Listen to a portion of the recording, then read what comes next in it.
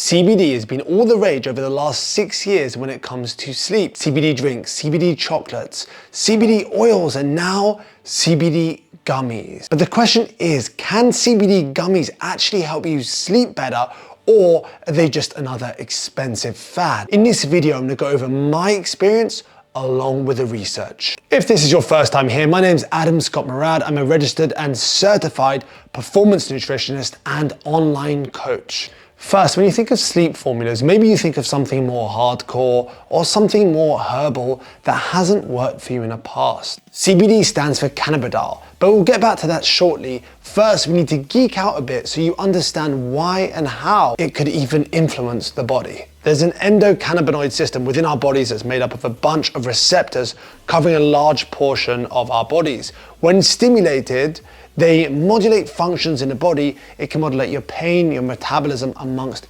many other things. Your body makes its own endocannabinoids, which can bind to these receptors and influence functions within the body. The plant cannabis produces cannabinoids, two main cannabinoids, CBD and THC, which you're probably familiar with.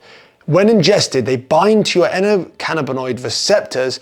They do this by mimicking your body's own endocannabinoids. THC binds to receptors in the brain and can impact how the brain works. CBD does not, and it doesn't seem to be addictive, unlike THC. So some claims around CBD: it can reduce anxiety, reduce pain, reduce inflammation, it has sedative properties, and can actually replace some anti-anxiety medication. But do these claims actually add up? And what does the research say about CBD and sleep? So let's look at this literature review, which is essentially a review of the current literature, so a review of the current studies. The data is pretty mixed. Some studies show no effect. Other studies actually say that CBD reduced sleep quality, and a few more studies suggest that it actually can improve sleep quality. The majority of the studies done on cannabinoids and sleep seem to be done on people with chronic pain conditions. There doesn't seem to be much data on fit and healthy people. However, from what we know, there does seem to be some theoretical connection between cannabinoids and sleep. It does seem to be pretty safe as well. Now, for what you've been waiting for, my own personal experience. I purchased these Everybody's. They're CBD gummy bears. They taste great. I purchased them at Spitalfields Market when I was walking through. One of the guys was like to me, "Hey, come here, try this." I was like, "Oh yeah, you know what? No, it made me feel sleepy." I tried one. It made me feel a lot calmer. Instantly, I thought, you know what? These taste really good. So I bought a pack. I actually bought the weaker versions. I bought the 25 milligram. I think they were snakes, but then I've moved on to these 50 milligram bears. So what I've noticed is they definitely make me feel calmer. So I don't use them every night. What I'll do is I'll use them 1 to 2 nights a week. They make me feel calmer, and the nights I use them, I've noticed that 50 milligrams for me, that's like through trial and error, does help me sleep better. If I've tried it once, I have 100 milligrams, it makes me sleep even better. But I don't want to, and I haven't gone beyond that point, but that would be very expensive. If I was to take like 2 of those a night, that would be extremely pricey. There's what, 25 in here? Yeah, that would last me 12, well, essentially 12 days. And that, well, this tub was around 40 quid. But instead, I take 2 a week, most weeks, and I'll take them on nights where I don't feel like I've had a chance to wind down, I don't feel ready for bed. Maybe I'm more energetic for whatever reason, and that will help me calm and help me sleep better as well.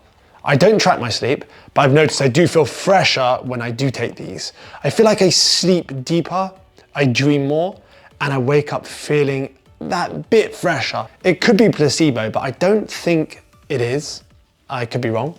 Either way, I will go through one of these tubs maybe every 12 weeks or so.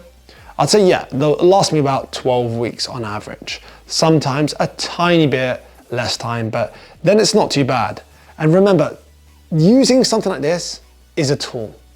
It's a tool. You don't have to, and you shouldn't use this unless you're ticking all the other boxes, or ticking as many boxes as you can. You're dimming your lights before bed. You're not exercising too close to bedtime. That's like 2 to 3 hours before. You're not eating a big meal 2 to 3 hours before you sleep. you're not watching TV, you're ditching your devices, maybe you're reading a book and you're in a cooler room. Those things are the most important for sleep.